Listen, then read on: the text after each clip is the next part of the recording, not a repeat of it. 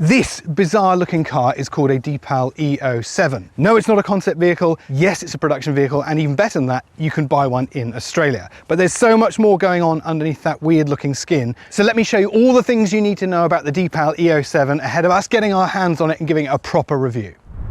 The first cool feature I want to talk about is voice controlled activation. Nothing new, I hear you say. A lot of cars have got that, but what they don't have is voice activation that works outside the car. Hey Deepal.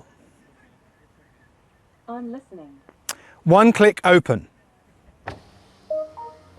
Opening now. Please be careful. I promise there's not someone in the car with their finger on the button. This is obviously the feature, the key feature, the defining thing in this vehicle. It has a ute tray at the back. So even though it's got sort of a coupe proportions and design from the outside, that opens up to a proper ute tray. Now that's waterproof and wash out, so you can keep the sunroof open. You can use it like a proper ute. But there's so much more to it than that. You can keep it open with the tailgate down and drive still, obviously when it's safe to do so.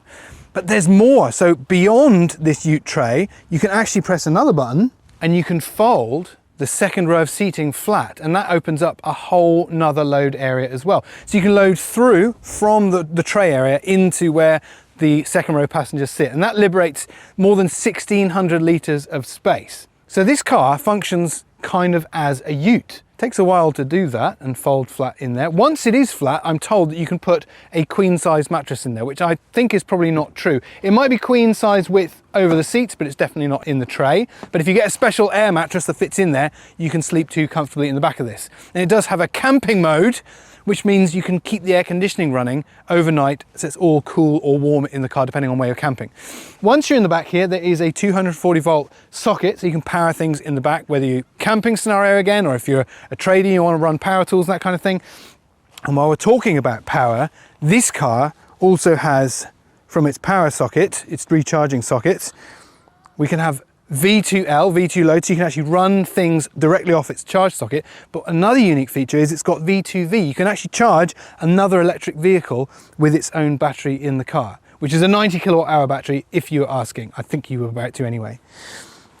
V2L can actually charge it up to 6.6 kilowatts, so it's pretty beefy. So that is the defining feature of this vehicle. It's kind of a ute, but that's not where it finishes by any means. There are two options available: the entry-level rear-wheel drive, which gets a 90 kilowatt hour battery, or the performance, which I'm in right now, that gets an extra electric motor for all-wheel drive and lots of power. How much power? I'm glad you asked. 440 kilowatts. Let me just do the maths. That is 600 horsepower. It also has air suspension as standard, whether you go for the rear-wheel drive or the performance. It is included in the cost of the car. And on some of these roads, in and around Sydney, there's a lot of potholes to pit it against. And I'm happy to say the ride is absolutely lovely. Here's a good example.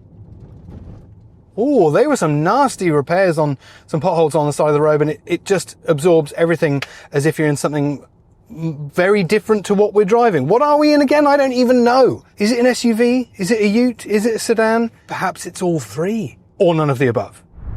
And I haven't even talked about the best thing about this car. When this vehicle first emerged, everyone started speculating on price, with numbers up to $80,000 or $90,000. Well, I'm very happy to say it is nowhere near that money, and cheaper. The entry-level two-wheel drive version will set you back about $65,000, or the all-wheel drive performance, that's about $74,000. So when you look at what you're getting, dare I say, it's a bit of a bargain. We will have a full review coming to car sales soon, as we have our grubby little hands on this car for an extended period. But that is our first impressions from the launch of this vehicle. It's intriguing, but what do you think? Let us know in the comments below. And in the meantime, thanks for watching Car Sales.